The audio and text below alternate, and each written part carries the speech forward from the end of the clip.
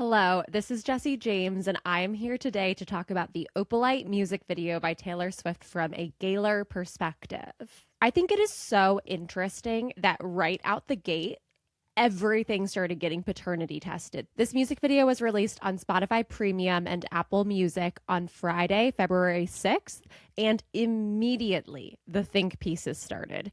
Donal Gleason's character is Travis. The rock, like literally a physical rock, is Joe Alwyn. The cactus is Kayla Nicole because she's so spiky and prickly and she's mean to servers, etc. Like, where are you getting this knowledge from? And the garbage can, of course, is Maddie Healy. Ha ha ha. It's so normal to be 36 years old and be throwing shade at your own exes and your fiance's exes in a music video because life is obviously just like a Lifetime movie. And Taylor Swift is just so immature and she can't stop shading her exes. Oh my gosh. You guys sound... I'm not going to say it. It would be a little too mean. And I'm not feeling that mean today. I'm actually feeling quite nice because the Super Bowl was last night and Bad Bunny's performance had me sobbing and like overjoyed and feeling so much hope for, this world moving forward and for the new romantics. So we're going to be maybe less mean than I would like to be, but still. A rock? You're paternity testing a rock? You're paternity testing a stapler? You're paternity testing a can of garbage? Why? Not everything's about a man. Oh my God. Is that so hard to believe? Anyway, I just want to start talking about the themes of Opalite. And the first thing is that I don't really understand how so many people think that this is about like Taylor Swift right now. The music video opens with an infomercial for Opalite, and it says, Cillian Murphy says, narrating, "Hey there, pal, why so glum? Have you been feeling unsatisfied in life? Maybe you're lacking connection in a friendship or relationship. Maybe you give more than you get back. What if I told you you could magically turn all that crappiness into happiness? No need to fret, no more frustration. Introducing Opalite, the revolutionary fix for your problems. Just one spray and Opalite magically transforms your problems into your paradise. Using our state-of-the-art chemical potion, it works on friendships, couples, pets, and coworkers. Call 1-800 and then Taylor shuts off the TV. So immediately, Opalite is a state-of-the-art chemical potion that magically turns your problems into paradise. That's not real. That's not a healing journey. That's not going to EMDR therapy for a full year and like recreating your entire brain chemistry and healing your nervous system and getting yourself out of the bad situations that have been holding you back and into new positive situations, which is an actual healing process to improve your life. This is a one spray magical solution. This is the miracle move on drug that is referenced in Fortnite from the Tortured Poets department. I don't know why people are acting like this song is about finding Travis Kelce and like being forever happy. This song is about manufacturing fake happiness to get you through a hard time. When people are saying that they think this song is about her now, they're saying that they think her relationship with Travis is a band-aid on a bullet hole, is a shoddy slap-on fix for an actual problem. I personally feel, and I have felt since The Life of a Showgirl came out, that Opalite is about the lover era. Because if you look at the Me music video, the sky in the Me music video is Opalite. She's like living inside a cocoon or inside a dream world that she escaped to get away from the harshness of reality. This is a very common trauma coping strategy. It's a very common coping strategy for neurodivergent people, for queer people, to build a world in their mind where they can escape to when life is really hard. That is exactly what Opalite is about. I have a couple of different ways that I look at this music video, and one of the main ones is that it is about how difficult it is for queer autistic people or queer neurodivergent people to find friends. You have Taylor Swift dressed up literally as me. Like, does she know I exist, or am I just an archetype of autistic lesbian that she is playing into? I can't actually know. I don't think she knows who I am, but if she does, that's awesome. And in the first scene in the music video, she's sitting on the couch in her home, and this is all done in a very 90s style, and it's shot on film, which is awesome. and she's sitting next to a rock, a pet rock. And then she shows the box that the rock came out of. And the box says, my best friend. And it says, friendship rocks. And it says, collect them all. So the rock is Taylor's friend. Taylor has a pet rock. This is so indicative of like being an autistic queer person and not being able to find friends that easily. So making friends with inanimate objects and like the flora and fauna around you. I cannot stress enough how much I relate better to birds and cats than to humans. Humans lie, they manipulate, they don't have your best intentions in mind, and cats just want to sleep. And they don't lie and they don't have bad intentions, and that is so much easier to deal with. So Taylor in this video, who has probably been bullied by girls at her school, boys at her school, literally adults. Like I was bullied my whole childhood by moms in my Girl Scout troop, my Girl Scout troop leader, my dance coach who gave me an eating disorder. Like I had no good experiences with other people looking out for me, having my best intentions in mind when I was a child. A rock is a great alternative to that, because a rock might not provide you that emotional nourishment you need, but it's at least not going to like screw you over. And so we have a montage of Taylor with the rock. She goes to the park and they are swinging, and there's a very Carly Kloss looking brunette behind her playing with her two children. While Taylor sings, I had a bad habit of missing lovers past. My brother used to call it eating out of the trash. Which bodes poorly for late-stage Gaylors like myself, but moving on. We then cut back to Taylor in her home. She is once again dressed exactly like me, looks exactly like me. She's making a cootie catcher or a fortune teller, and she shows it to her rock that is sitting next to her, but the rock can't play along. Then in the next scene, we have Taylor stringing up a friendship bracelet that she then puts on the rock. And this friendship bracelet says friends forever. I also want to mention that pet rock is PR, pet rock.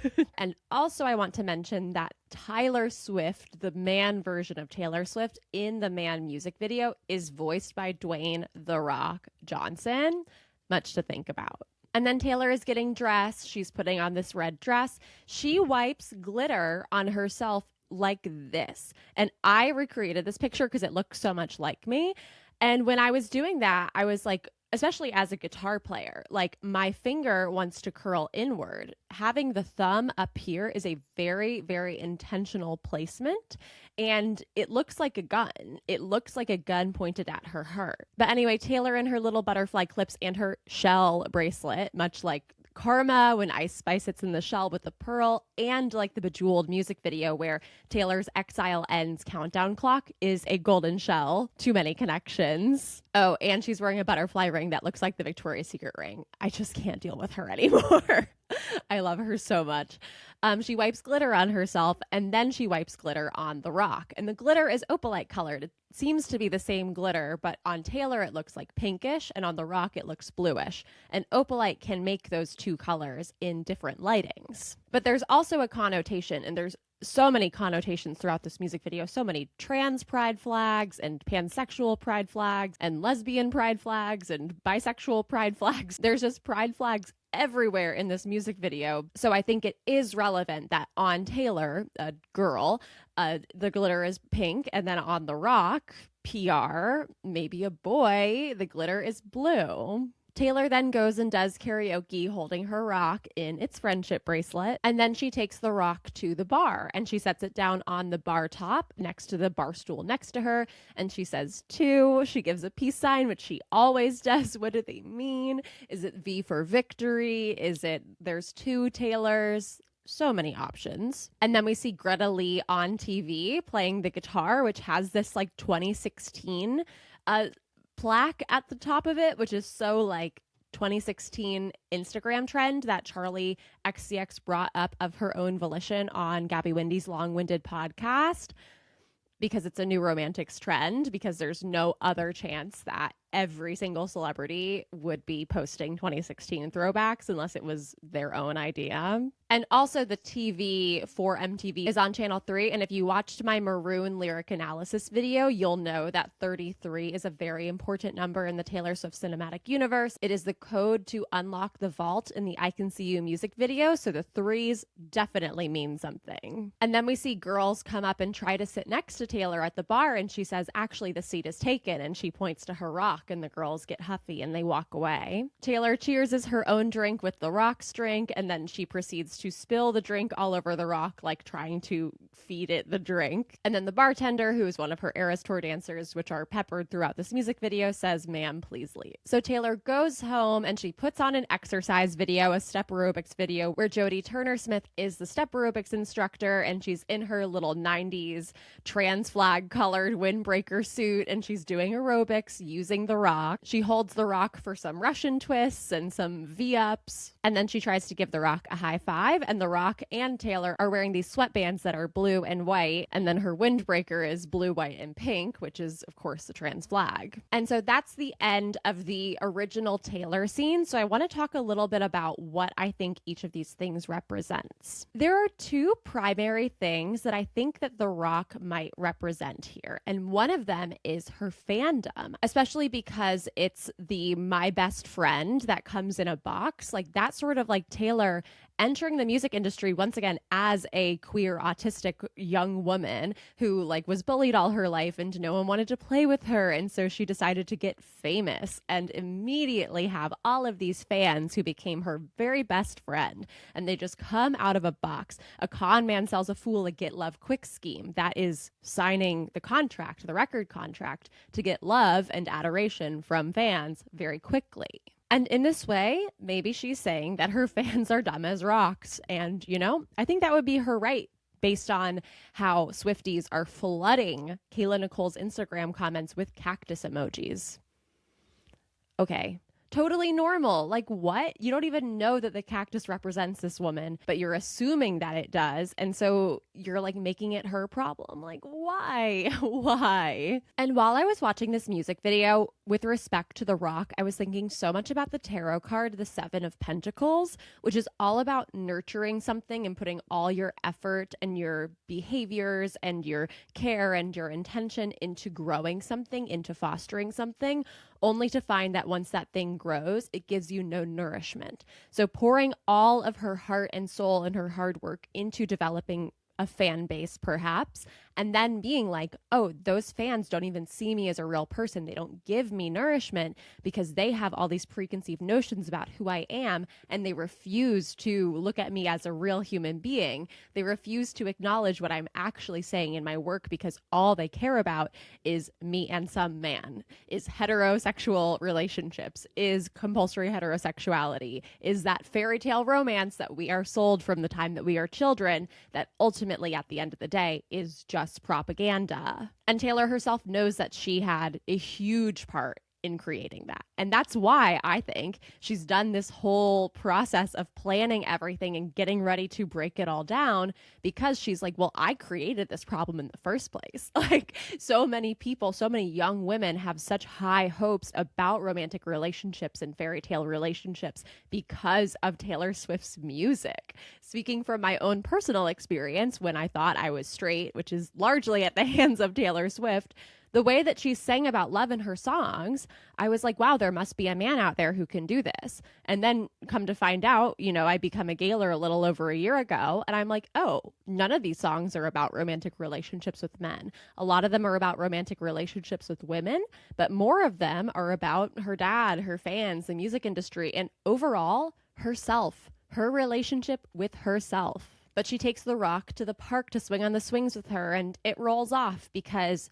her fandom is her friends, but it's also not something that is physically nourishing to her. Once again, she can't just go to the park with them. It's not a real friend that's helpful. It's a pet rock, not an actual being. And something that really drives me towards thinking that the rock is a representation of her fans is her making and putting this friendship bracelet on it and smearing it with glitter. That reminds me so much of her fans at the Eras Tour. And I think this is a really interesting scene, the one where she basically points a gun at her Heart because it parallels the scene in the Anti-Hero music video where she gets shot by an arrow and glitter blood comes out that she covers with a sticker that says "Vote for me for everything." But this time she's taking the glitter and she's putting it on herself. She's owning that instead of having someone need to drag it out of her. And then taking The Rock to karaoke, like singing music with her fans. Taking The Rock to the bar and pouring a drink down it. I put narcotics into all of my songs. You know, she always talks about how her songs are like drugs. Alcohol is a drug.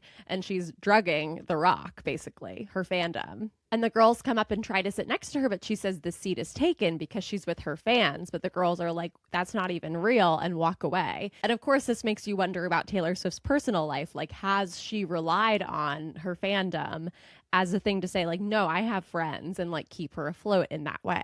I feel like the consensus from mainstream Swifties is that The Rock is Joe Alwyn because of the lyrics like, my spine split from carrying us up the hill in So Long London, parallels Sisyphus pushing the boulder up the hill, which she also says in Thank You, Amy, I pushed each boulder up that hill, your words are still ringing in my head. But something that I was thinking a lot about last night, this is honestly all I thought about when I was sleeping. I woke up this morning and I was like, I need to make this video because it's all I can think about and I just need to get it out of my brain so I can think about something else. So here I am. But I was thinking about The Rock as like how she, and I think this is poet Taylor, how she relates to her queerness. It's this externalized part of her that she wants to carry and she wants to be her friend, but also is a heavy stone and drags her down. The Rock comes out of a box that says my best friend because Taylor, poet Taylor, and her queerness, they are best friends. But over time, as she has to take it around and do so many things, and it's still a rock, it's still something that she has to carry, it's her burden to bear, it gets harder and harder. And it makes me so sad to think that Taylor thinks about her queerness as a burden. Being brought up by a homophobic father and then entering a very homophobic industry at a very early age with a team of homophobic men who wanted to make as much money as possible off of her and saw her queerness as that burden, as that thing that would hold her back if she tried to make it while being openly queer. And so they made her hide it. And so it just became this rock, this burden that she has to carry around with her instead of what queerness really is, which is, you know, a beautiful part of who we are and how we were born.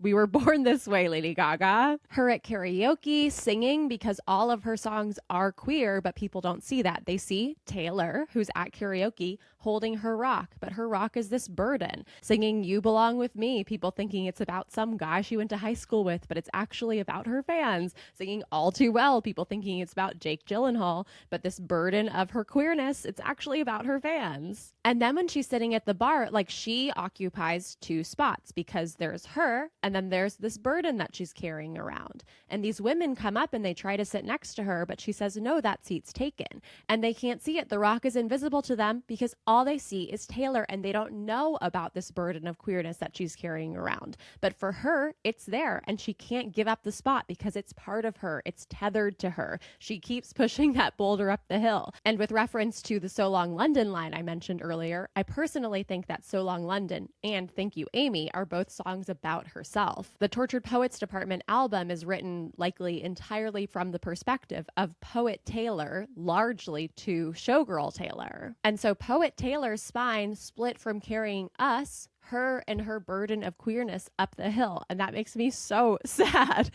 I just want to cry. And then she's exercising. I see this sort of as like training for the Eras tour, holding her burden, using it to help her get stronger, using it as a weight in Russian twists instead of doing them body weight to add extra resistance. Her queerness and the way that she has had to protect it and hold it and carry it with her always has helped her become a stronger person. So I think this metaphor of the rock as her relationship with her queerness is really strong, and it's certainly the explanation that I am most leaning towards right now. If you asked me 24 hours ago, I would have said The Rock is her fandom. So it can change on a dime, but I'm really rocking with this one, if you catch my drift. Verse 2, we move to Donal Gleason, aka Bill Weasley from Harry Potter, the curse breaker. I'm really not a Harry Potter fan, so like I can't tell you exactly how this is relevant, but some of my very, very intelligent friends on Blue Sky pointed out that Bill Weasley in the Harry Potter series is a curse breaker, and Bill Weasley played by Donal Gleeson, so maybe he's in the music video to represent Taylor breaking a curse. So the scene opens on Donal laying in bed next to a cactus, and he tries to put a little sleep mask on the cactus, and he says, "Good night, darling," and he gets pricked, and he has to wrap his finger in a bandage. And then we see a picture on his nightstand of him and the cactus in a loving embrace, showing that they are intimately related to each other. A lot of people immediately said, well, Taylor is Taylor, then Donal is Travis, and Travis is in bed with Kayla Nicole, his spiky, prickly ex, even though that's probably not founded in reality. We then see Donal playing pool with the cactus right in front of him, and as he goes to shoot pool, he sticks his, like, right below his eye on the cactus and then needs to put a Band-Aid on that. And then we see him at the movies, and he once again holds up that same peace sign that Taylor held up, which I personally am taking as additional evidence that Donal is not Travis Kelce, but is actually playing a part of Taylor, showgirl Taylor. Donal is also a redhead, and there are several other times we have seen Taylor be a redhead in her work. She's a redhead in the Bad Blood music video. She's a redhead in the Babe by Sugarland music video, which is a song she wrote that's on Red Taylor's version. And she plays a redhead in the All Too Well short film at the end when she is reading her book.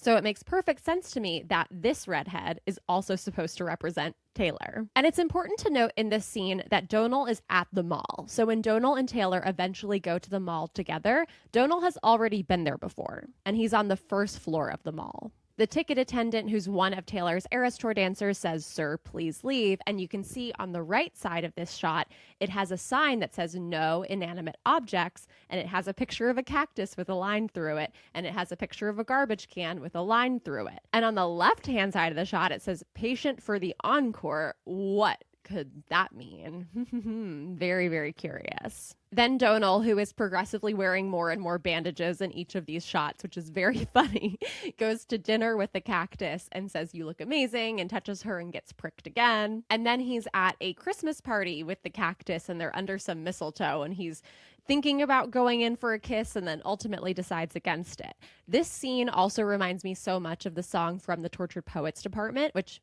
once again is written from the perspective of poet Taylor, which is different than Donal, who is showgirl Taylor. In I Look in People's Windows, poet Taylor says, "I look in people's windows like I'm some deranged weirdo. I attend Christmas parties from outside." So Donal is inside the Christmas party. The showgirl is the person at this Christmas party. And poet Taylor is inside just watching it happen, but not actually there. So then we see a very, very bandaged up Donal Gleeson with Cillian Murphy's Opalite ad on the screen behind him, calling the number and ordering some Opalite. So following through this metaphor from before, I originally was like, well, if Donal is Travis, then maybe the cactus is his fans, and it represents how they're much more prickly about like homophobia and queerness, and how if Taylor came out, like her fans might gray rock her, but if Travis comes out, like his fans would actively hate him. Like they would be really homophobic, and football fans are just very volatile and emotional, and you know, who knows what would happen. But then thinking about Donal as the showgirl and continuing this metaphor for the inanimate object they carry with them being how they relate to their queerness, to showgirl Taylor, queerness can be shame. It's something that hurts her. Every time she interacts with it, she gets pricked. And I'm just now thinking, in the prophecy, she says, "Slow is the quicksand, poison blood from the wound of the pricked hand." And in Canceled, From the Life of a Showgirl, she says, "Poison thorny flowers," which reminds me of the cactus. So now I'm like, is the cactus poison? It's not only pain, but it's also poison. If she interacts with queerness as the showgirl, she not only gets pricked and feels pain, but she's poisoned. It's a slow acting poison that kills her more and more slowly. And now I'm in a rabbit hole in my head again. I just finished reading Sunrise on the Reaping, and poison plays a big part in that book and in the Hunger Games in general. And I have so much to think about. It's really fun to have ADHD. until you are asked to do something in the real world, but it's very, very fun when you're just living in your own dream world at home and making many, many connections like Pepe Sylvia. So anyway, now we cut to Domhnall's Opalite arriving and him and Taylor opening their boxes of Opalite at the same time, which emit a blue glow onto them. Domhnall sprays his Opalite, which is once again a state-of-the-art chemical solution to magically turn crappiness into happiness, not any sort of actual healing process. Once again, this is not the portrait of domestic bliss to have put a Band-Aid on something. So Domhnall sprays it on the cactus, which would be the showgirl spraying it on her queerness, like wishing her queerness away, which is very, very sad. But poet Taylor, on the other hand, spraying it on herself. It's me. Hi, I'm the problem. It's me. And I think this scene also shows like the patriarchal standards where men often think that the problem in their relationships is the other person, and women are socialized to think that we are the problem in every situation. And so that's playing out here. It has always been about patriarchy. It has always been about marriage equality. It has always been about feminism and compet when it comes to Taylor. She is going to weave that into everything she does, and people are still going to call her a MAGA trad wife. So you can't win. She really can't win. She understands that. That's why she stopped speaking out like on her Instagram story, as much as I wish that she would do it. But she puts her money where her mouth is. She embraces diversity and queerness and supporting other people and collaborating in everything that she does, paying incredibly generous wages that should be the standard, but in our world of hypercapitalism seems like an insane amount of money for someone to give.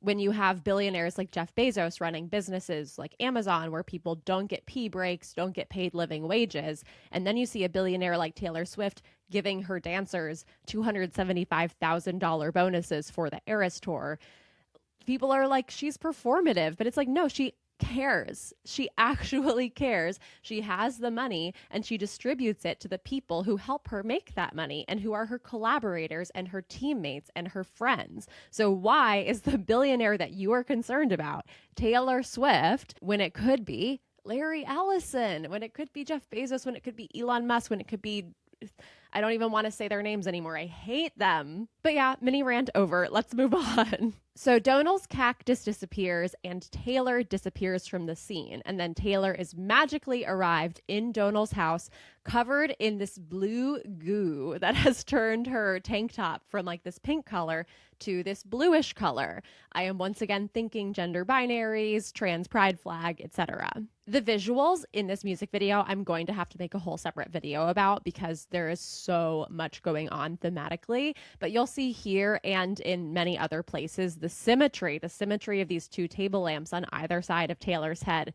Very interesting. This scene is also giving Little Mermaid, which is very important to the story Taylor has been telling. Obviously, the live action Little Mermaid also came out in 2023, so it's been in recent memory. The live action Little Mermaid was released in May 2023, and then we had Barbenheimer Summer in July 2023. So all very much related. But The Little Mermaid is about a woman who trades her voice for the ability to walk on land and marry the prince. So she signs away and sells her voice to an evil villain so that she can be a normal girl. Oh my God, why does that sound familiar? And also famously, Ariel says to her father, King Triton, "But Daddy, I love him," which is the title of a song on the Torture Poets Department, which is a queer anthem. Sarah's and Hannah's in their Sunday best, clutching their pearl, sighing, "What a mess. I just learned these people try to save you because they hate you." Who do religious people, Sarah's and Hannah's biblical names, in their Sunday best, going to church, try to save? Not white women who are dating boys who smell like cigarette smoke. No, queer people. Queer people is who religious people try to save. This is so loudly a song about being queer, and people just say, "It's about Maddie Healy," and then they run away forever cackling. So Domhnall then washes off Taylor in the bathtub with this shower head, which is very reminiscent of his episode of Black Mirror. And then, welcome back, Tolerate It. They are sitting at opposite sides of a long table. And then Taylor sidles over and breaks the ice by showing Domhnall her cootie catcher or fortune teller or whatever you want to call it. He says, "Oh, I love this game." And then they cycle cycle through the options, which are sapphire, opalite, onyx, and moonstone, which are all gems that Taylor has referenced in her songs since the Midnights era. So onyx and opalite are mentioned in the song Opalite in The Life of a Showgirl, and sapphire and moonstone are mentioned in Bejeweled from Midnights. So as a reminder, poet Taylor and showgirl Taylor at some point collaborated well, and then at some point they stopped talking to each other. If you watch my Maroon lyric video analysis, I talk about how the rust that grew between telephones, I think that's about poet Taylor and showgirl Taylor. Their lines of communication rusted. They stopped talking to each other. I will mention, like I do in every video, that you should watch Mr. Robot because it displays this very, very well. But poet Taylor is thrust back into showgirl Taylor's life because of Opalite, and then showgirl Taylor teaches poet Taylor some self-love by washing her off, and then they're at a table, and things are awkward because when the lines of communication have rusted and you haven't talked to someone in a long time, it's awkward. But then poet Taylor scoots over with her fortune teller and shows it to showgirl Taylor. And showgirl Taylor says, I love this game. And then they start to see that they have options. They have 4 choices, and they start to learn how to plan their escape. And so immediately they're at the mall at this 1-hour photo shoot place with Lewis Capaldi as the photographer. They're in this pose under this arched trellis with this cloud background. And I'm just like, how loud does she have to be for people to understand this engagement, marriage, whatever with Travis Kelce is PR? This arched trellis appears in the Man music video with the clouds in the background in 2019. It appears again in the Bejeweled music video in 2022, with Jack Antonoff being the prince that was forced to propose to Taylor after she won the talent competition, aka the Eras Tour. It appears again in Taylor Swift and Travis Kelce's engagement photos, right down to the big white vases on both sides that parallel these columns right here and the columns in the Man music video. And then here it is again, the arched trellis with all the flowers looking exactly like their freaking engagement shots. And interestingly, Taylor is the one in the back. She is Prince Jack in the situation who is forced to propose, and Donal is playing Taylor from this picture. This is showgirl Taylor in the Bejeweled music video in that Taylor position. So Donal is in the position of the showgirl, further confirming this theory. And I'm also like, if you guys think this is Travis, 1-hour photo. Like, you're together for 1 hour. This perfectly mimics their pap walks, their paparazzi walks, the fact that they are photographed when they're out together, and then they don't go out together. Like, they are there for the photo op, and then they go home to their separate houses because they don't live together, which is weird. 1 hour photo. It's brief, it's quick. Also, I want to point out the crown on the column next to them. No one is wearing it, but it's there. They cycle through some fun poses. I love this music video. It's so nostalgic. And, you know, obviously Taylor being literally dressed like me doesn't hurt. And this picture is interesting because, you know, they're under that wedding trellis and they are both taking off their jackets and showing, what's Travis Kelce's clothing brand named? True Colors. They're showing their true colors on their wedding day. And Travis Kelce is opening his jacket to reveal the bisexual flag colors, purple, blue, and pink.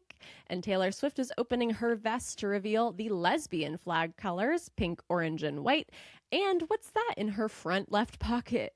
Lavender hanky, which is a sign for queerness and also in hanky code means loves drag queens. And then Lewis Capaldi says, I want to be your friend, and goes in and joins the photo shoot. And this circles back to that theme I talked about where this music video is largely showing how hard it is for queer autistic people to make friends and how we need to find friendship with each other. Lewis Capaldi sees these two people doing this fun gay besties photo shoot and is like, oh my God, I want to join. You guys seem cool. And that really is how it is with queer autistic people, queer neurodivergent people. And that also reminds me to say, there's nothing romantic in this music video. There is absolutely no reason to believe it's about Travis Kelce. It's a gay besties video. I sent this to my best friend and we were both like, oh my God, this is literally us. Why do they think it's romantic? And then people were saying, oh, but just the look that she gets in her eyes after they hold hands.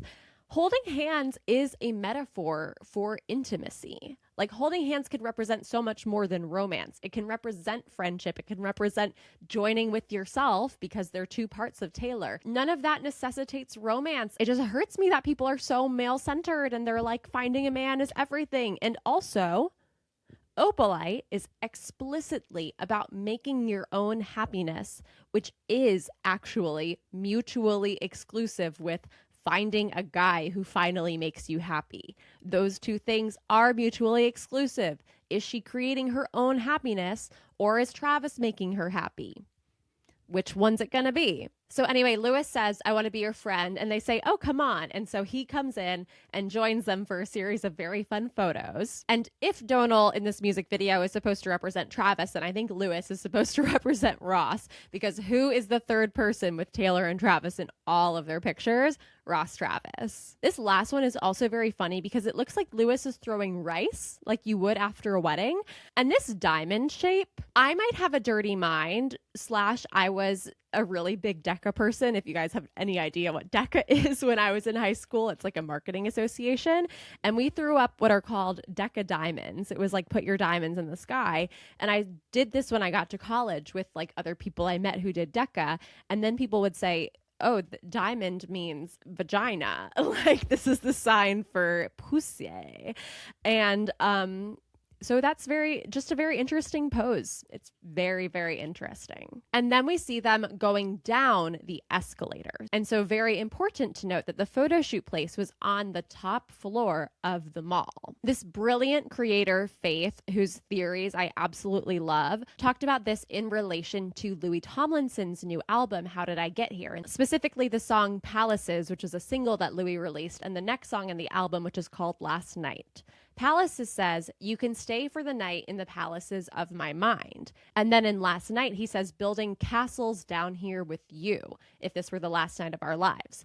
So palaces are the fantasy places in your mind. I hate it here, so I will go to secret gardens in my mind. That's the palaces of your mind where you can be queer and have fun and no one's mean to you, like Lewis and Donal and Taylor doing their fun little gay besties photo shoot, and the rock and the cactus are gone. And Lewis says, I want to be your friend. And they say, yes, come on in. And then suddenly I've been number one, but I've never had two. And there's two of them there. It's all very fun and exciting and life is good. And there's a store called Softer Than a Kitten with pansexual pride flags on either side of the name. And there's a key that looks like a pair of scissors. Everything's gay up on the top floor of the mall. And then they take the down escalator, and who is meeting them at the bottom but Cactus and Rock? And Cactus is flipping off Donal, and Rock has changed its friendship bracelet from saying friends forever to fuck you forever, a reference to the song Mad Woman. So when Louis says building castles down here with you, he's saying there's palaces in my mind where we can be together. Louis is singing about Harry in both of these songs, I would say. Many would say I'm crazy, but I'm right. But the castles he's building, I think, are with Zara McDermott. Like the castles are the bearding relationship that he participates in, which they try to make the best of. All bearding relationships, I think they at least try to make the best of. They try to be good friends. I think that Taylor and Travis are really good friends. I just don't think they're romantically attracted to each other. And I also want to mention that in the song Palaces, Louis says, kings and queens and borderlines. There's beauty in the scars tonight. And that parallels the phrase kings, queens, and in-betweens, which is the name of a queer book. It's a lyric in Dave Grohl's 2023 album, But Here We Are. And kings, queens, and in-betweens means, as an excerpt from Tanya Boteju's queer book of the same name, the title symbolizes a spectrum of gender and identity expression. Kings, typically masculine presenting drag performers, queens, typically feminine presenting drag performers, and in-betweens, those who exist outside traditional gender binaries. Taylor Swift found alive and well. And so this adds extra context to that rogue crown that's just on the pedestal next to them during the photo shoot. Of course, it's a prop at 1 hour photo. That's the surface level explanation. But I think that castles are where you have the kings and queens, and castles are on the first floor of the mall. In palaces, there is no hierarchy. There is no ultimate authority or monarchy. So the crown doesn't get worn. It's not on anyone's heads. It's off to the side. No one needs to wear the crown when we are in the palaces because everyone is equal. So back to this escalator scene. As Donal and Taylor are riding the escalator down, they hold hands for the first time, and it's a little bit awkward, but Taylor's nails are painted gray, which brings up, of course, the lyric, "If all they want is gray for me," which is a lyric that references if all they want is for me to be in heterosexual relationships instead of the screaming color of queerness. And then we see that they are both holding soft pretzels.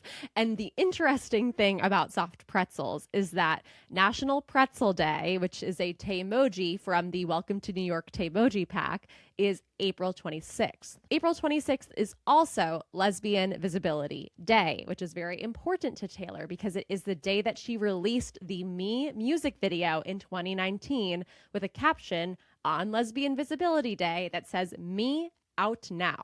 So it seems that the pretzels are a symbol for queerness. As they're riding down the escalator, we cut to this scene of Graham Norton, the host of the Graham Norton Show, the only openly queer celebrity in this music video, I believe. Some of the Eras Tour dancers are openly queer, but I'm talking about the celebrity panel that was with her on the Graham Norton Show. So he's holding this yellow, pink, and blue Opalite bottle, which once again are the colors of the pansexual flag, and he spritzes it on the wrist of Sam, her Eras Tour dancer, who's holding hands with Wiley, her other Eras Tour dancer. This is a queer couple, by the way. And Sam turns into a red stapler. I am still puzzling out what the stapler represents, but we'll talk more about that in a little bit. And then we cut back to Taylor and Donal holding their pretzels now on the first floor of the mall, the castle. And this is where they zoom in on the cactus who's flipping them off and the rock that has the "fuck you forever" friendship bracelet. So Taylor drops her pretzel, but Donal keeps holding his. And I think this is very interesting. Like I said, I think Opalite is about the lover era. So Donal, showgirl Taylor, continuing to hold the pretzel of queerness, while poet Taylor drops hers, reminds me of the alleged failed coming out on June 30th, 2019, when Taylor Swift was planning to come out at New York Pride, but ended up not doing it because that morning or the night before, she got the news that her masters were sold to Scooter Braun. So at that time, poet Taylor, who was holding the pretzel of lesbianism, she threw it away. She decided not to come out. She went deep into her dark hole and started wearing all black and then wrote folklore. But showgirl Taylor is still holding the pretzel because there's already a gay-themed album coming out. There's already the You Need to Calm Down music video. There's already the Me music video. There's already all of these rainbow pastel visuals for the lover era with Taylor's hair dyed either the colors of the bisexual or the androgynous flag. A music video with tons of queer people with Taylor being the sheriff of Gay Town. Like that music video, I really don't think would have come out in that form had she not thought she was coming out in 16 days. By the way, the You Need to Calm Down music video was released on Donald Trump's birthday. Very, very funny of her. And then we flash to this advertisement for Opalite starring Cillian Murphy, who's just giving a thumbs up. And the thing is, like, Cillian Murphy is the designer of the bomb in Oppenheimer. He is J. Robert Oppenheimer. And so Opalite, as like a state-of-the-art chemical solution to fix all your problems, you know, it's hard to not draw parallels to that and what the United States military and the United States government thought that the atom bomb would be. But, you know, many thoughts to think. And I'm also thinking about in Pluribus when Carol Sturka gets an atom bomb from the Plurbs and how that will play out in season 2. We'll only have to wait 3 years to find out. So poet Taylor is over here catching her breath after seeing her rock, her queerness, saying, "Hey, F you just abandoned me to go hang out with your other half," when suddenly Graham Norton approaches her from behind and says, "Free sample," while holding his bottle of Opalite. And poet Taylor reflexively, because she's not used to having a relationship with the other part of herself, holds out her wrist saying, "Yeah, spray me." But showgirl Donal notes that the Opalite is going to take poet Taylor away from him. And so he says, "No," and he dives and he knocks the Opalite out of the way and they're safe. which is very interesting considering that the next scene is this performance that they do together. And so it's almost like Poet Taylor was giving up, but before she had a chance to, Showgirl Taylor said, absolutely not. We have the big finale. We have this big show that we have to give everyone before it's over. And so here they are in front of a basically rainbow background of streamers, which is also, one, the same background that Taylor was performing karaoke in front of with her rock, but two, it is the same exact set as the visualizer for Jade's song Silent Disco, which also features a bunch of old people, just like this music video. The song Silent Disco, by the way, is on the album That's Showbiz, Baby. Couldn't possibly be connected. And so Taylor and Donal in this very like the Nightman Cometh makeup, doing a dance that's very similar to the routine that Monica and Ross do in the show Friends. And they're just having fun. It's just silly and it's queer and they're having a good time. And it's similar to the Bejeweled talent competition, but it's different because that is very much like Eras Tour glitz glam. Queen Pat was impressed. She's forced to get proposed to by Jack Antonoff, etc. And this one is just two people having fun, not fully in sync, not caring too much about their moves, just having a good time. It is so cute. I love this scene. I love this music video. Also, she looks literally so much like me. And it's crazy. What is happening? I need this tracksuit. And I need one friend who lives near me so I can do this dance routine with them. She correctly cast me as Lonely Woman. And I just want to show this shot because I love it so much. It's so joyful. And then it cuts to the audience at the dance competition who we haven't seen at this point, and we can see that they're all old people. There's these two old people over here giving her sort of like a side eye, but then there's a couple behind them playing chess, and I think that represents Gaylar's. Like, we're watching her performance and we're doing the checkers and figuring out her game plan and her strategy at the same time. So I think that's very fun. They keep dancing. It flashes to more old people playing checkers. And then the final of the song is each of these four judges giving her and Donal, the poet and the showgirl, all of Taylor, 0 points. Once again, referencing the fact that they didn't do this to win for other people's approval. They did it to have fun. And I think this panel of judges represents the music industry who see queer joy and they're like, no, not for us. It's not going to make us enough money. It's interesting. The first 0 belongs to this woman. And on the left of the screen, you can see the same Midnight's bingo roller cage that you had in Midnight's Mayhem with me when she was doing a quote unquote randomized drawing of the tracks on Midnight's. Wonder what that has to do with this. Very interesting. And then we go to this woman who looks a little like Donna Kelsey, wearing a pearl necklace. And then the last judge is Cam, her Eras Tour dancer, who was wearing 3 sun brooches, one of which is the heart with all of the sun rays poking out from it that Taylor wears in The Fate of Ophelia, and that is the cover art for Florence Welch's poetry book, Florence of Florence and the Machine. We've also seen these crowns with like sun spikes coming out of them in so many New Romantics things. Anne Hathaway wears one in the trailer and the poster for Mother Mary. Taylor Swift wears one in the promo for The Life of a Showgirl. Kesha wore one to a Grammys after party. It's showing up everywhere. The sun is coming up. That's what this all means. We're going towards daylight. And then Taylor and Donal hug, and they're so happy, even though they got 0 points, because they were just themselves and they are together finally after the rust grew between their telephones. They opened the channels of communication and now they're working together again. And then we have a couple of closing statements that really echo the closing statements from the last episode of the End of an Era docuseries. The first one says, Rock and Cactus married in a small, intimate ceremony after meeting through Opalite. The second one says, Stapler is happily single and has been working through its possessive codependent tendencies in therapy. And then the third one says, garbage is still garbage. So them saying about Stapler that they're happily single and they're working on their issues in therapy, which I mentioned is the opposite of Opalite. Opalite is a Band-Aid, not an actual healing process. Also makes me think that these inanimate objects, the rock, the stapler, the cactus, represent your inner demons. And like the miracle move on drug is sort of like drugs. It's like narcotics. It lets you do escapism. It lets you do maladaptive daydreaming, but it doesn't actually heal the things that are wrong with you.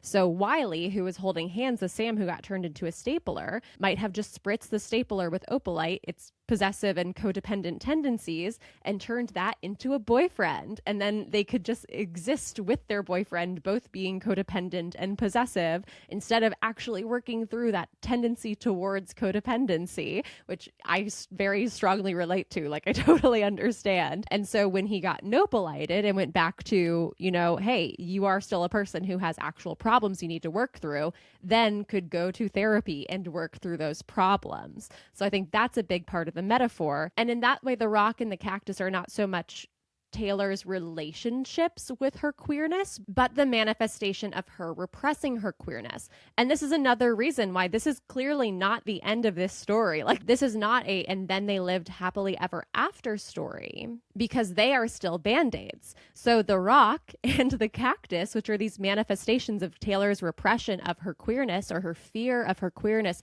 her internalized homophobia, which I and, you know, most other queer people have. It's something that we all have to work through, especially if you have religious trauma or a homophobic family, or you've been taught your whole life that being queer is bad. You have a lot of internalized homophobia. And so the rock and cactus getting married, it's saying like, hey, the repression is still here and it's getting stronger, actually. It's joining in a union together to team up and have more and more of this like pain of repression. Now, not only is it spiky, it's also heavy and it's going to drag you down, but they're still living in this like Opalite world where it's like, yay, we did a show together and we're finally talking again. But then you need to take it the next step further and then go, okay, so let's work through all of our repression of our queerness and all of our trauma and actually have a healing process and then move forward with our lives in a happy and better way.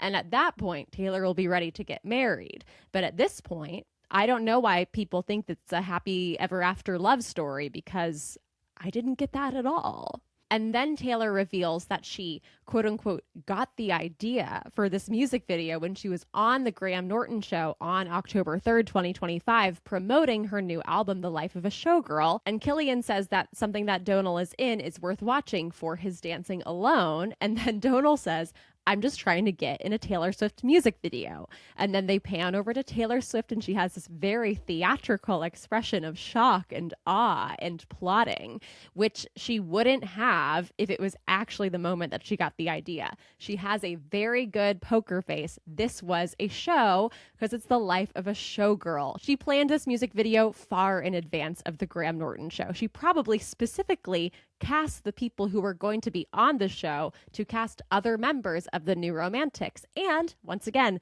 specifically the actor who portrayed Bill Weasley in the Harry Potter movies, because Bill Weasley is a curse breaker. And the actor who played J. Robert Oppenheimer, because Barbenheimer was a huge part of the New Romantics. And Greta Lee, who has been in a ton of different New Romantics projects. And Jodie Turner-Smith and Louis Capaldi. They all play very important roles in this overall plot that we are seeing play out right now. But people online are being like, oh my God, it was so random. What does this even say about anything? Taylor Swift has gotten lost in her own self-mythology and nothing she says or does makes any sense anymore. And it's like, well, yeah, if you're not looking for any explanation beyond surface level, girl loves boy, and Taylor Swift is music industry, then you're not going to see it. But if you actually pay attention, if you actually have media literacy and you don't go into a song being like, well, this is what I know about Taylor's life right now, what the media has told me about Taylor's life right now, and so all of these songs are going to be about that, then you might actually be able to see some deeper meaning in them. I don't know. My eternal plea for people to not consider who they think Taylor has dated when they're listening to a song and just figure out what the song means and then try to apply some layers of real life to it. But also apply media, like watch movies, read books, listen to music. She references media constantly, much more than she references her own life, in my opinion. And I was on the Taylor Swift subreddit on the mega thread about the Opalite music video, sorting by controversial, sifting through the comments, trying to see if anyone got it, like at all. And someone would comment, hey guys, does anyone else think that Taylor might have gotten this idea for the music video before that day on the Graham Norton show? And everyone immediately responding, no, she said she got the idea right then and there. Like she's never lied to you, even though she constantly says in her songs, I can show you lies. The ties were black, the lies were white. She just talks about lying, lying, lying. And yet people think she doesn't lie. Hello. But anyway, that's my overall thoughts on the Opalite music video. I think it is a video about how Taylor has split herself into two parts, the poet and the showgirl, and how each of those parts were living separately, each dealing with the own manifestation of their repressed queerness. Poet Taylor was carrying her queerness like a rock that was dragging her down, that could, drown her if she took it into the water. Like so many of her icons and the people she references in her work, Virginia Woolf, who's afraid of little old me. And showgirl Taylor is alone with this prickly, spiky queerness that hurts her every time she touches it, but she wants to love it, but it hurts her constantly. And they're just both battling with their own struggles with repression independently until they do this miracle drug, the state-of-the-art chemical solution that allows them to do escapism and come together and plan something bigger. So they come together and they become friends again, and they plan their freedom, and they take pictures and memorialize this, and they make friends, and they dance, and they have a good time. But at the end of the day, they've planned everything together. They just need to nopalite it, go back to reality, actually work through their problems, and then they will have freedom. And so that's what I have to say about that right now. And I might have something different to say next week, but that is the beauty of Taylor Swift's work. You can look at it so many different ways. There are so many layers of meaning baked into everything. There's no right answer. There's no wrong answer. And Taylor Swift herself has said, I have great respect for other people's subjective interpretations of my art. I am not the art police. And I also just want to clarify, I am completely fine with people thinking that Donal is Travis, that The Rock is Joe, that Garbage is Maddie, that the Stapler is God knows who. That is completely fine. Interpret art however you want. It is subjective. That's art. Please don't go into Kayla Nicole or anyone else's Instagram comments and harass them, because they are real people. And this is not a real life thing. It's a music video. It's a music video that you are interpreting and then using your subjective interpretation to go out and cause harm to someone else in real life. And I don't think that's okay at all. And I really don't think Taylor would like you doing that. So if you're trying to do that in the name of Taylor Swift, pretty sure she doesn't want you to. FYI. I hope you enjoyed this video. I hope it at least gave you something to provoke a thought or something to chew on or an idea to look at something from a different perspective. I think that's going to be a big part of how we get back to a place, I don't know if we've been to this place before, but get to a place of really good community and critical thinking and media analysis, and not falling for these propagandist wannabe dictators who trust that people will just take what they're saying as truth and not look into it any further. If you enjoyed this video, I have several other Gaylar videos on this YouTube channel. I'm currently working through a track-by-track analysis of the songs on Midnights from a Gaylar perspective. I just posted my video about Maroon, and I posted a video about Lavender Haze a few days before that. So if you're interested, I would really appreciate if you subscribe to my channel and give this video a like. There are also several links in the caption where you can find my other work. Thank you for watching, and I will talk to you soon. Bye.